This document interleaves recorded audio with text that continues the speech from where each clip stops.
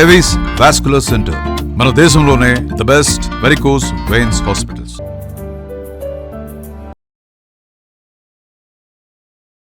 Suman TV ప్రేక్షకులకు నమస్కారం. ధనస్సు రాశి వారికి ఏప్రిల్ 16 నుంచి 30 తారీఖు వరకు ఎలా ఉండబోతుంది ఈ వివరణ తెలియజేయడానికి ప్రస్తుతం మనతో పాటు ఉన్నారు సంకల్ప మందిర్ నిర్వాహకులు, ప్రముఖ జ్యోతిష్యులు బ్రహ్మశ్రీ నందివట్ల శ్రీహరి శర్మ గురువు గారు. వారితో మాట్లాడి తెలుసుకుందాం. గురువు గారు నమస్కారం. గురువు గారు, వాగర్థ వివ సంపృక్తౌ వాగర్థ ప్రతిపత్తయే జగతః పితరౌ వందే పార్వతీ పరమేశ్వరౌ. ఆదిత్యాయ చ సోమాయ మంగళాయ బుధాయ చ గురుశుక్ర శనిభ్యశ్చ రాహవే కేతవే నమః. శృంగేరి జగద్గురు పీఠాధిపతులకి, కంచి పీఠాధిపతులకి నమస్కారములు తెలియజేసుకుంటూ కార్యక్రమాన్ని ప్రారంభిద్దాం. గురువు గారు, మరి ధనస్సు రాశి వారికి ఏప్రిల్ 16 నుంచి 30 తారీఖు వరకు ఎలా ఉండబోతుంది తెలియజేస్తారా గురువు గారు? ధనుస్సు రాశిలో మూల 1, 2, 3, 4 పాదాలు, పూర్వాషాఢ 1, 2, 3, 4 పాదాలు, ఉత్తరాషాఢ ఒక పాదంలో మొదటి పాదంలో జన్మించినటువంటి వాళ్ళు ధనుస్సు రాశి వారికి చెందినవారుగా చెప్పవచ్చు. గమనించుకున్నట్లయితే ప్రస్తుతం మీనరాశిలో శని, బుధ, కుజగ్రహ సంచార ప్రభావము, కుంభంలో రాహువు, సింహంలో కేతువు, అలాగే మేషరాశిలో రవి సంచారము మరియు శుక్ర సంచారం 19వ తారీఖు వరకు, 20వ తారీఖు నుంచి వృషభ రాశిలో సంచారం శుక్రుడు, ఇక మిథున రాశిలో గురుగ్రహ సంచార ప్రభావము ఉంటుంది. గమనించుకున్నట్లయితే ప్రధానంగా ప్రస్తుతం మంచి అని అనుకుంటే గురువు యొక్క సంచార ప్రభావం సంపూర్ణంగా అనుకూలంగా ఉంది. ఎన్ని ఆటంకములు వచ్చినా దైవానుగ్రహం గనక ఉంటే ఆ ఆటంకం నుంచి ఈ యొక్క ధనుసు రాశిలో జన్మించినటువంటి వాళ్ళు చాలా మటుకు సమస్య నుంచి బయటపడతారని చెప్పవచ్చు. ఈ యొక్క గురుగ్రహమే వీళ్ళని రక్షించేది. మనము సమస్యలు అనేటువంటి విషయానికి వచ్చినప్పుడు గమనించుకుంటే ధనుసు రాశి వారికి అర్ధాష్టమ శని దోష ప్రభావం ఉన్నది. అలాగే అర్ధాష్టమ కుజ దోష ప్రభావం కూడా ఉంది. ఈ రెండు కారణాల వల్ల ఈ యొక్క శని ధనాన్ని, ఇతరులతో స్నేహాన్ని, మంచి చెడు సహాయ సహకారాలని, కుటుంబాన్ని సూచిస్తాడు. కాబట్టి ధనుసు రాశి వారికి వ్యతిరేకమైనటువంటి ఫలితాలు ఈ అర్ధాష్టమ శని దోషం వల్ల కలుగుతాయి. అంటే సోదర సోదరుల మధ్య విభేదము, కుటుంబ సభ్యులతో వాగ్వివాదాలు జరుగుతూ ఉండడము, అలాగే సహాయం చేస్తున్న వాళ్ళు ముఖం చాటేయడము, పరిచయస్తుల స్నేహితుల మధ్య పొరపచ్చాలు రావడము, ధనపరమైనటువంటి నష్టాలు ఉండడం, ఇవి శని ప్రభావం వలన. కుజ ప్రభావం వలన, అర్ధాష్టమ కుజ ప్రభావం వలన ఆలోచించి చేసినటువంటి పనులు ఇబ్బందుల్లో ఉండడము, అలాగే సంతానం మూలకంగా ఖర్చులు, సంతానంతో విభేదాలు కానీ, సంతానం ఆరోగ్యం పట్ల శ్రద్ధ వహించాల్సినటువంటిది, అలాగే ఏ పని చేసినా ఆటంకాలు అనేటువంటివి కలుగుతాయి. ఇక రాహు చాలా ఉపయోగకరంగా ఉన్నాడు, ధైర్యము అనేటువంటిది ఇస్తాడు. ఆ ధైర్యాన్ని కోల్పోకుండా తుదకంటూ గనక కష్టపడితే తప్పకుండా ఆ రాహు యొక్క అనుగ్రహము, గురువు యొక్క అనుగ్రహం సంపూర్ణంగా ఉంటుంది. అయితే గమనించుకుంటే బుధుడు అనుకూలంగా ఉన్నాడు. బుధగ్రహ ప్రభావంలో ఏంటి, ఎవరైనా కానీ ఇల్లు కొనడానికి సంబంధించి కావచ్చు, ఏదైనా లోన్స్కి సంబంధించి కావచ్చు, శాంక్షన్ అయ్యే అవకాశం ఉంటుంది. పర్సనల్ లోన్స్ కానీ, గృహానికి సంబంధించింది కానీ. అలాగే ఆలోచన చేసి స్పెక్యులేషన్స్ అంటే స్టాక్స్లలో పెట్టుబడి పెట్టడం, ఫైనాన్స్ రంగంలో ఉన్నటువంటి వాళ్ళకి, వీటందరికీ కూడాను చాలా అనుకూలంగా ఉంటుంది. ధన రాబడి పెరుగుతుంది బుధగ్రహ ప్రభావం వలన. అయితే రవి అనుకూలంగా లేడు. చేస్తున్నటువంటి వృత్తి, ఉద్యోగ, వ్యాపారాలలో ముఖ్యంగా ఉద్యోగస్తులకి కాస్త ఇబ్బందికర పరిస్థితులు అనేటువంటివి ఉంటాయి. ఈ 15 రోజులు ఒళ్ళు దగ్గర పెట్టుకొని పని చేయాలి. అధికారులతో, హైయర్ అఫీషియల్స్తో లేదా కొలీగ్స్తో అంత వాగ్వివాదాలు మంచిది కాదు. 20వ తారీఖు నుంచి శుక్రుడు మారుతున్నటువంటి కారణం చేత ఇంట్లో ఆడవాళ్ళతో కానీ, బయట ఆడవాళ్ళతో కానీ, జాబ్ చేసే చోట కానీ, ఏ రకంగానైనా కానీ ఆడవాళ్లతో వాగ్వివాదాలు పనికిరావు. ఇది జాగ్రత్త పడాలి. కేతుగ్రహ ప్రభావం సాధారణంగానే ఉంటుంది.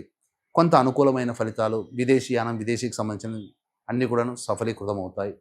కాబట్టి జాగ్రత్తగా, కొద్దిపాటి జాగ్రత్తతో కేతు యొక్క అనుగ్రహాన్ని పొందవచ్చు. ముఖ్యంగా ఆస్తిపాస్తులకు సంబంధించినవి అనుకోకుండా చర్చకు వస్తాయి. అయితే విద్యార్థులకి చక్కగానే ఉంటుంది. బుద్ధి కుశలతో చేసే ప్రయత్నాలు విద్యార్థులు చక్కగా కొద్దిపాటి కష్టంతోనైనా ఆ సమస్య నుంచి బయటపడతారు. ఇది విద్యార్థులకి. వివాహానికి సంబంధించిన ప్రయత్నాలు కూడా కొరికి వస్తాయి. నిరుద్యోగస్తులు మాత్రం కాస్త కష్టపడాల్సినటువంటిది. అలాగే సంతానం కోసం ఎదురు చూసేటువంటి వ్యక్తులు ఎవరైతే ఉంటారో వారు మరికొంతకాలం వేచి చూడక తప్పదు. ఎందుకంటే మంచి సమయం అనేటువంటిది భవిష్యత్తులో వచ్చే అవకాశం ఉంది. ఏ తర్వాత చెప్పుకొచ్చేది ఏమిటంటే రాహువు, గురువు, బుధుడు తప్ప మిగతా అన్ని గ్రహాలు కూడా వ్యతిరేకమైనటువంటి ఫలితాలు ఇస్తున్నాయి. ముఖ్యంగా శని కుజుల యొక్క ప్రభావము కుటుంబము, గృహములో ప్రశాంతతని ఇవ్వదు. అందుకనే దైవానుగ్రహం ఉండాలి. మొట్టమొదటి చెప్పాను, దైవానుగ్రహమే మనిషిని రక్షిస్తుంది ఆపద సమయంలో. కాబట్టి ఏప్రిల్ 20వ తేదీన అక్షయ తృతీయ. దైవానుగ్రహం కోటి రెట్లు మనం సంపాదించుకునేటువంటిది. అంటే ఏ చిన్న పూజ చేసినా, దానం చేసినా, అలాగే హోమం చేసినా, యజ్ఞం చేసినా, పుష్పము పత్రము స్వామికి సమర్పించిన కోటి రెట్ల పుణ్య ఫలితాన్ని పొందుతాం.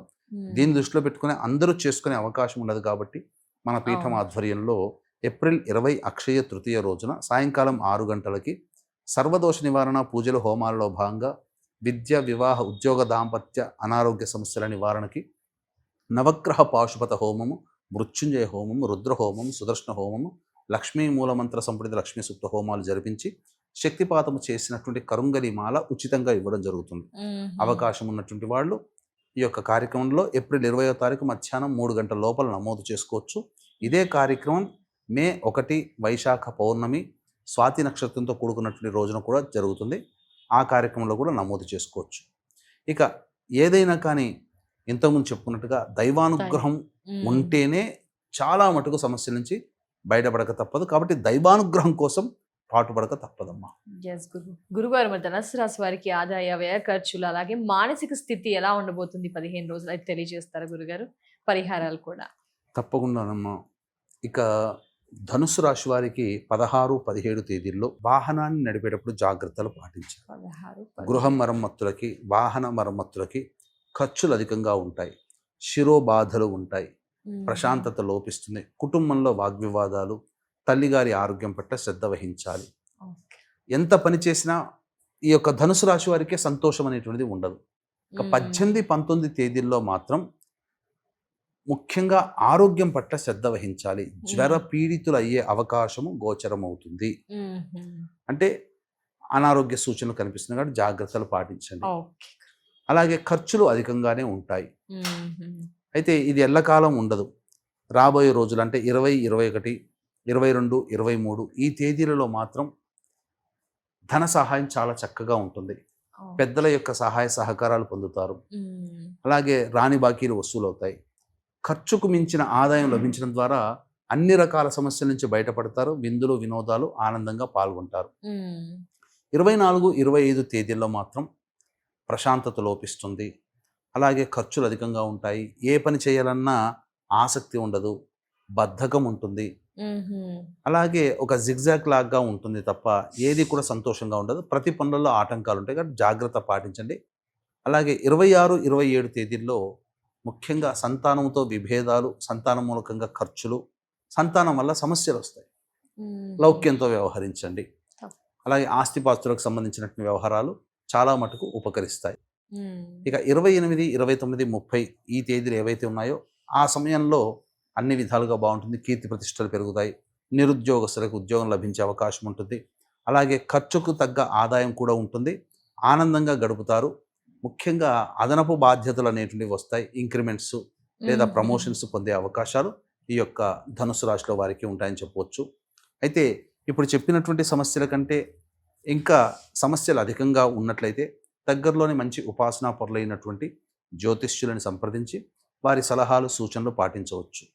లేదా అవకాశం ఉంటే ఏప్రిల్ 20వ తేదీన అక్షయ తృతీయ, మే 1 వైశాఖ పౌర్ణమి రోజున జరిగే మన పీఠం ఆధ్వర్యంలో జరిగే సర్వదోష నివారణ పూజలు, హోమాలలో గోత్రనామాదులు నమోదు చేసుకోవచ్చు. ఉచితంగా కరుంగలి మాల ఇవ్వడం జరుగుతుంది.